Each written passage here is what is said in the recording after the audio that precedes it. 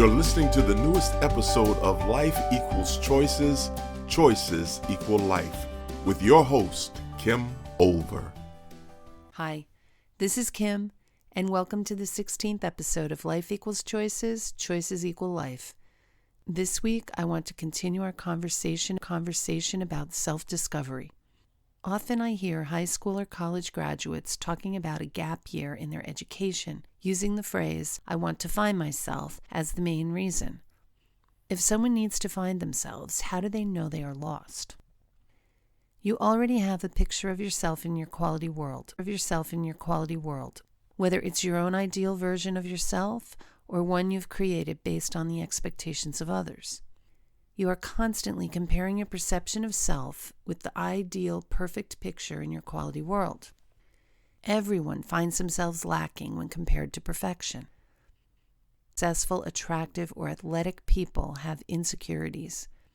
Everybody can find themselves lacking at something until they discover that they're already perfect in every way that matters. We all are. It's important to focus your effort and energy on remembering you're perfectly imperfect. This way, we can accept ourselves as we are while striving to become someone better. Your life not only matters, but it's important for humankind, whether you are here to influence one person or many. The butterfly effect tells us that changing one thing changes everything. You may never know the ripple effect of what you do, but please trust that everything you do has an impact. Whether you choose your path or follow a path someone has created for you, there will be an impact. There are no spare or defective parts. You have inherent value and worth. You may not be attractive. That's not your gift. You may not be popular or successful. Those aren't your gifts. However, you are gifted in something, and you are capable of making a difference. After you accept your gift and use it to help yourself and others, many paths will become available to you that have the potential to impact people in a positive way. You were created perfectly for the fulfillment of that gift. Finding purpose and being of service actually improves your relationship with yourself. That's how to meet your need for significance. Turn off the noise of everyone and everything else in your life and listen to your inner voice. Or maybe it's even screaming. Keep asking yourself, what do I want to do, regardless of what everyone thinks I should do? If you aren't able to hear that inner voice, then you'll need to turn down the volume of the external noise by spending more time with yourself, either experimenting with life or connecting with the higher power through meditation, nature, or prayer. Sometimes before conception, and certainly by the time you were born, people had expectations about the person you would become. Most parents expect their child to be the healthiest, happiest, smartest, most talented child to ever be born. They want you to excel. Some parents try to reach their dreams vicariously through their children. You may forge close bonds with certain teachers who may do the same. Guidance counselors can affect our futures with tests that tell them whether we will make it in college or should be funneled towards a community college or a trade. Throughout your young life, you are nudged or shoved towards the vision other people have for you. If you have believed the visions others have for your life, you may go along since it's the path of least resistance. You may even go along when you don't see the vision because it feels easier than standing up for your own way. But try to remember when you were a child. What did you love to do? Do you remember times you lost time doing something you loved? What personality traits were you known for? Did you have quirks people complained about? Was there something you wanted to do with your life that you were talked out of because you'd never make money doing it or you wouldn't be happy? I had people in my life tell me I shouldn't go into counseling because there was no money in it. I had a good friend tell me I wouldn't be happy starting my own business. Because I was good in math, I had another person, an adult advisor in my life, try to tell me I should go into surveying. None of these things would make me happy. I had a certain talent with the piano. I had dreams of going to Juilliard and becoming a concert pianist touring the world. I was convinced by my mother that I would never be happy in that life because she told me I wouldn't be able to have a family and travel the world. I find that interesting because I do travel the world, and I'd found a way to do it after I raised my family. So that was a dream that stayed with me throughout my life. I've pretty much given up on the math. I had an affinity for it, but it wasn't something that I was passionate about. As for counseling, I can't imagine doing anything else because it's not just what I do, it's who I am. I've been with people since the 5th grade. I'm not saying answering those questions will tell you what you're supposed to be doing in life, but I am saying that there will be clues about the person you could be, maybe the one you're meant to be. There will be traits and characteristics from your beginning that will serve you now. It's yourself that you remember the aspirations and desires of your young heart. Don't run off and build a lemonade stand, but perhaps that strength as a child is an indication you could be an entrepreneur. If the only thing you love is video games, perhaps you're meant to be a software engineer. Once you've taken that trip down memory lane, it's important to discern how much of what you believe is true is really true, or just something someone convinced you of. Are you really loud and obnoxious, or are you a natural-born leader?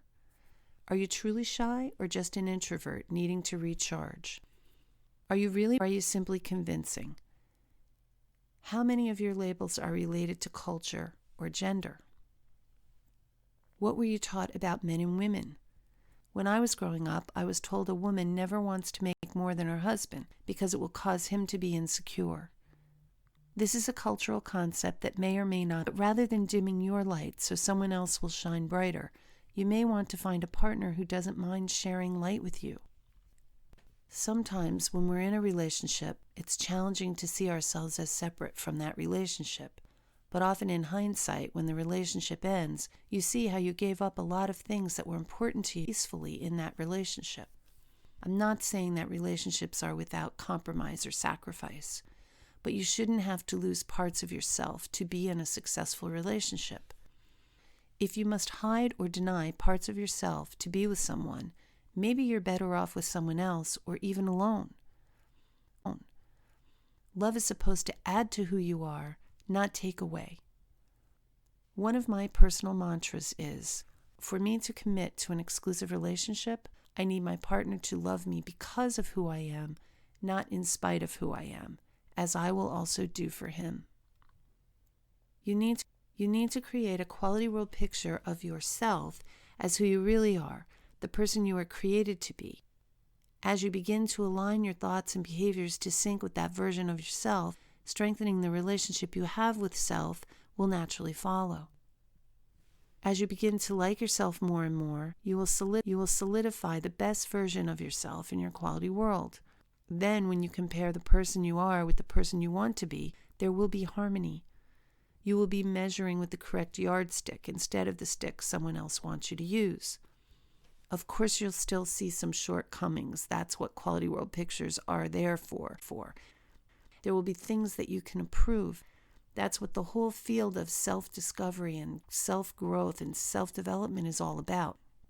But you'll need to remember who you are. Go back to that person you were before everyone else started telling you who you were and you believed them. Or before you started to shape yourself into the false person you thought your boyfriend, girlfriend, mother, or father wanted. Let's add to this search of who you really are with the backdrop of the pandemic crisis of coronavirus. Many people these days are feeling lost. Who are they now without their jobs? Who are they as parents when they're not feeling warm and fuzzy about this forced quarantine with the angels they live with?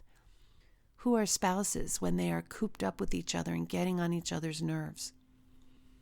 I've heard from lots of people that they're acting in uncharacteristic ways during this time. Tempers are running hot and patience is hard to find. People's nerves are frazzled from the stress and uncertainty of coronavirus. Does this describe you? If it does, The important thing to remember is that you are not at the mercy of coronavirus unless you allow it to control you. Quarantine is stressful on everyone. It's even harder for people who are quarantined but living with essential workers who are going out in the jungle every day and possibly bringing the virus into their homes. Stress releases the hormones of adrenaline and cortisol, which make it difficult to access higher-order thinking skills, which is what you really need during a pandemic. There is no immediate threat like a saber-toothed tiger that you need to run from, so it's like you're all revved up with nowhere to go. This is the biological explanation for the impatience and short tempers. Now the question is, are you going to lay down and let biology control you, or will you take control? It won't be easy, but there are things you can do to get back to the you want to be. The first thing is that you're going to need to define who you want to be during these times. It helps to think about what you need. Are you safe? If so, you need to create more safety and security in your life. Are you feeling disconnected with those people important to you? If so, you need to create more connection in your life. Are you feeling insignificant? If so, you need to find ways to make a difference or leave a legacy. Are you feeling restricted? Then you need to open more freedom in your life. Are you feeling joyless? If so, you need to create moments of play, relaxation, relevant learning, or humor in your life. Crises are a great time to figure out who you are to reinvent yourself. Yes, you're under pressure and urged towards some uncharacteristic behaviors. That's the bad news. The good news is that you will need to pay conscious attention to make the changes you want, but you will be able to make them. Why not focus on reinventing yourself to become the person you want to be under pressure? Write down the traits, qualities, characteristics, and behaviors you want to have during this time. Create a profile on the person you want to be. How do you want to behave when things are stressful? How do you want to act? How do you want to respond to your partner when he or she is pushing your buttons? What thoughts do you want to be having? How do you want to get each of your psychological needs met during your day? When you look at the 5 basic needs of safety and security, connection, significance, freedom, and joy, you certainly can focus on all the ways your needs are frustrated. Your safety and security needs are frustrated by fear of getting COVID-19, loved ones contracting the illness, and maybe money and employment issues. Connection problems may occur because of too much connection with confined family members,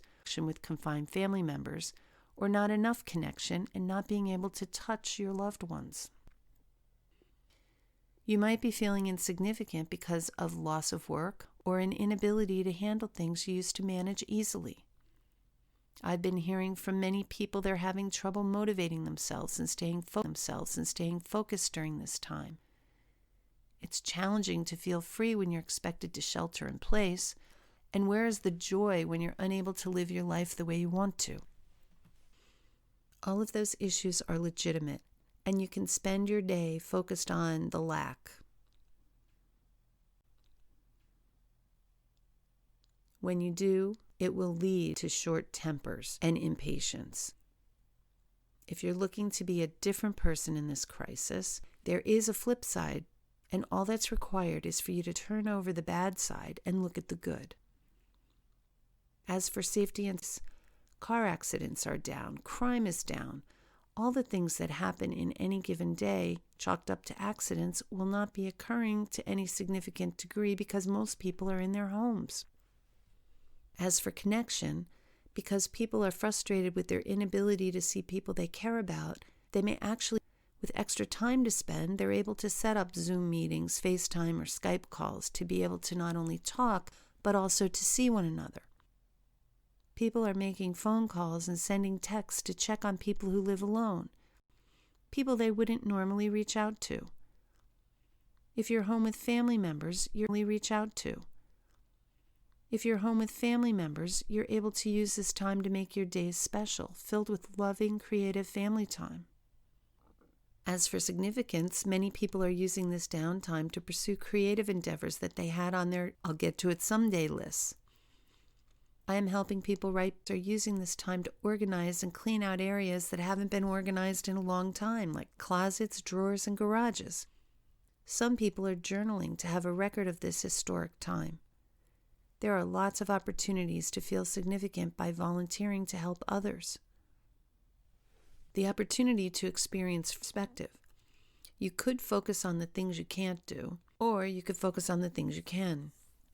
I may not be able to make money during this time, but I am free to work on new projects that may make money once this is over. I have the freedom of time. I have the freedom to talk with my grandkids any day of the week. I don't have to wait for the weekend when they aren't in school, and weekends are usually so full of activities they didn't have time to talk with me anyway. With FaceTime, we have wonderful conversations now. What are you free to do? Joy is about realizing there are reasons and moments of joy all around. The other day, I had time to sit outside and watch geckos climbing my mother's screened-in porch. It was fun watching them go back and forth and sun themselves. So who are you? Who do you want to be? Who do you want to be during the coronavirus pandemic? It won't be easy, but you can recreate yourself into anyone you want. What are you willing to do? Will you start today? I find it helpful to have some accountability when I'm trying to do something hard. I'll often write things in social media I'm working on for accountability. If accountability is something you can hire a coach, join or start a mastermind group, or pair up with an accountability partner. If you choose this last option, just be sure you choose wisely. You have people in your life with a vested interest in you staying the same. If you choose them for your accountability partner, they may consciously or subconsciously sabotage your process. Mastermind groups can be great when you have people committed to the betterment of all in the group and the skills to help them succeed. A coach can help people accomplish their goals faster than you would without one. To recap, understanding who you are requires taking an honest look at the thoughts you have today about yourself, your beliefs and your values, while discerning if they are true or were installed in you at an early age. If they still serve you, keep them. If not, decide what you want to be thinking about yourself and think those thoughts instead. Consider how culture and gender have influenced your values and beliefs, and look inside to see what you truly believe and value. Did you sacrifice some of yourself for a relationship you were in? If so, express that now. Think about your interests and passions as a child for clues about what's really true before the world taught you its expectations for you. Make some new decisions about what you want to do, how you want to think, and what you want to value based on your introspection. The people you need in your life will be there to support you. You will begin attracting the people who understand you and will accept, support, and encourage you in your growth and development. You may need to leave some behind. If you are looking for a transformation in how you are coping with the coronavirus pandemic, then take a look at your needs and how you are perceiving them, the negative or the positive side. Plan to engage in behavior that is in line with the person you want to be. If you want more information about the needs, look at last week's podcast, episode 15. Remember to measure your behavior against the person you were created to be, then the rest won't matter. You will come to value the real you, and you will realize, like I write about in my book, Choosing Me Now, that you already have everything you need inside you. You just have to remember you were born with it. When you peel everything else away, you realize that you are safe. You are significant. You are free. You are joy. And you. I hope you enjoyed this podcast and that you'll join me next week when I talk about how to stay focused during coronavirus. Talk with you then. This has been another thought-provoking episode of Life Equals Choices, Choices Equal Life. To listen to past at our website at www.therelationshipcenter.biz/podcast. And remember,